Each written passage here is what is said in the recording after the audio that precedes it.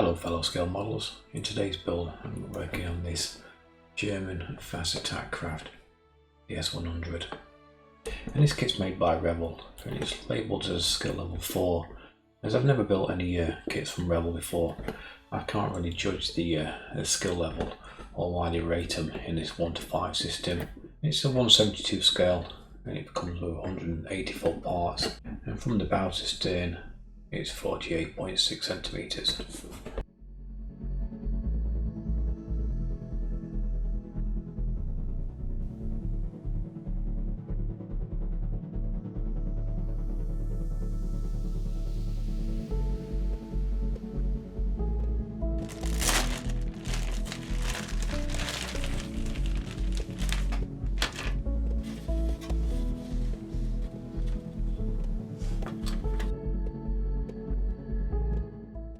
This kit comes with 4 sprues.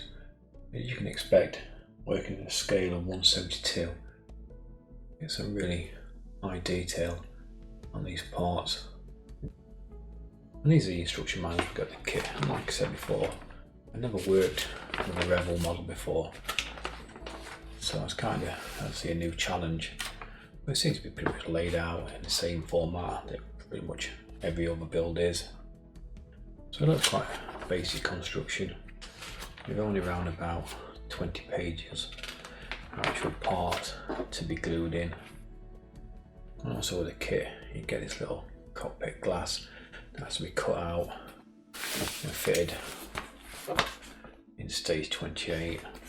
We'll probably do that in the painting stage of this video. So also included in the kit we get this nice scale rope.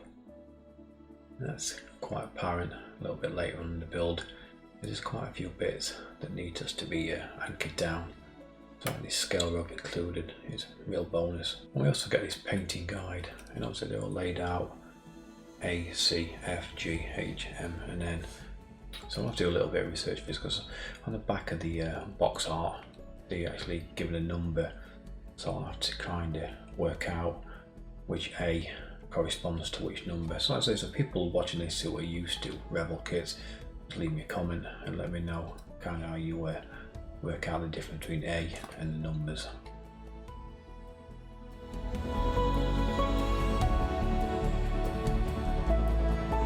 I guess it's now time to move on to the construction. So pretty much all the way through the entire model, any gluing I'll be using this Tamiya extra thin cement. Whenever I'm cutting anything out of the sprues I'll be using these Planto side cutters. They're not actually sold as model cutters, but they work just as good as obviously the leading brands. And I'm pretty much just be using basic 400 grade sanding stick.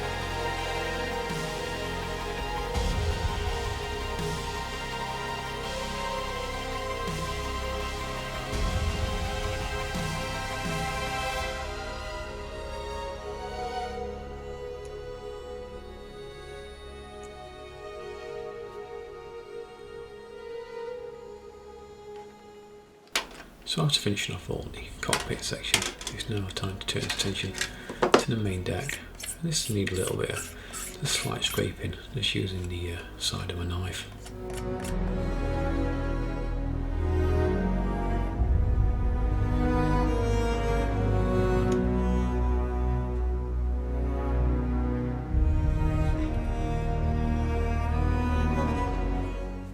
I'm just laying a layer of glue all the way around and just bringing the two parts together.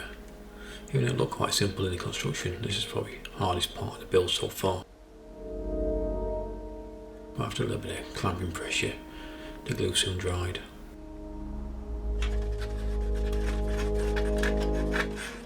Okay, so now I can turn this tension support at the starboard side of the hull. I'm sitting again, just using a knife just to take off the excess flashing. And luckily on this hull I've got kind of like a keel section that I could get a little bit of clamp on. And the rest of the construction was all held together using masking tape, so then I could run a bead extra thin all the way down the seam lines and then a little bit along the keel as well. So now we're going to glue the main deck into the hull. And it's slightly changed from the way they recommend in the instructions. And I kind of glued the hull together first and then slid the main deck in.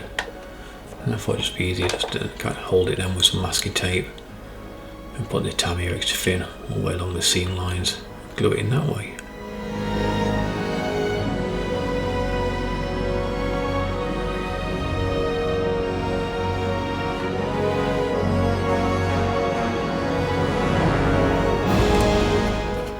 So I left the hull to dry overnight, so now it's time to progress and start removing the tape.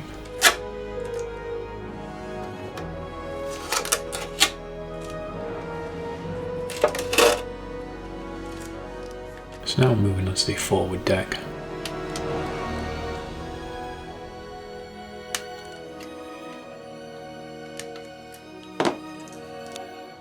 Pretty much same as all the other parts, you just need the little flashing just removing with my sharp knife.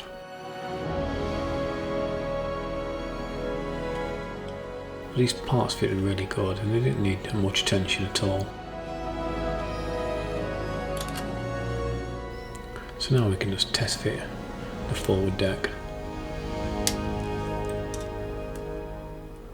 And after a few satisfying pops, this part fitted really nice. It's ready for some glue.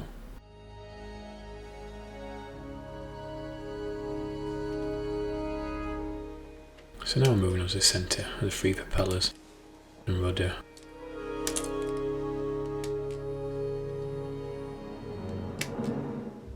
And like I say, you always have to be really careful on them prop parts, the ones that can quite easily snap. So I'm always trying to support it with my one hand while I sand it and file it with the other hand.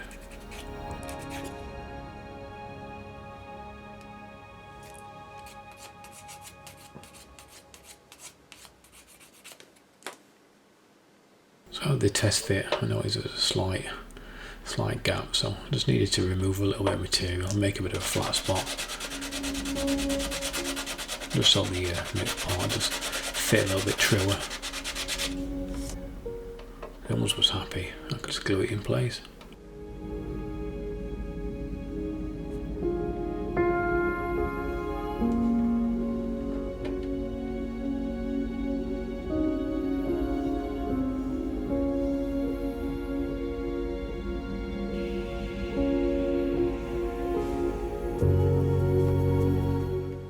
So now we're moving on to the torpedo launcher in the door, and we've got one on the port and starboard side. This was made up of 3 little parts. Initially I was going to have this the torpedo door that could open, but I thought that over time it'd probably get lost, so in the end I decided to glue it.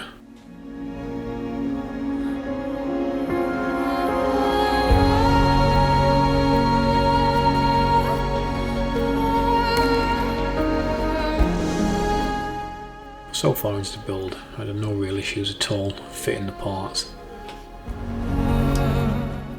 So I moved on to the railing that goes around the forward gun, and obviously they're always a little bit tricky when it comes to obviously cutting out the sprues. So I like to cut it off first, leave quite a bit of excess, just enough that I can kind of lay it flat on the cutting mat, and now I can cut it out with the craft knife.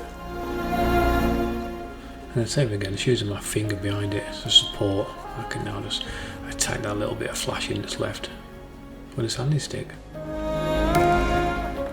So after a quick test bit of the railing, we can now glue it in place.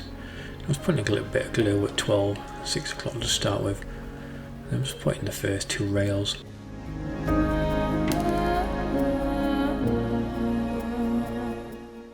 I'm lining up the rest of the rail supports, and I'm going to add some more glue at 3 o'clock and 6 o'clock.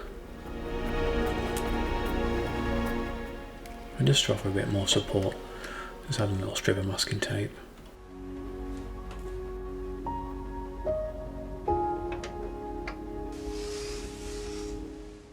So now we're just going to add all the detail that's around the cockpit, the ladders, some antennae, and then also we've got some engine parts that need fitting.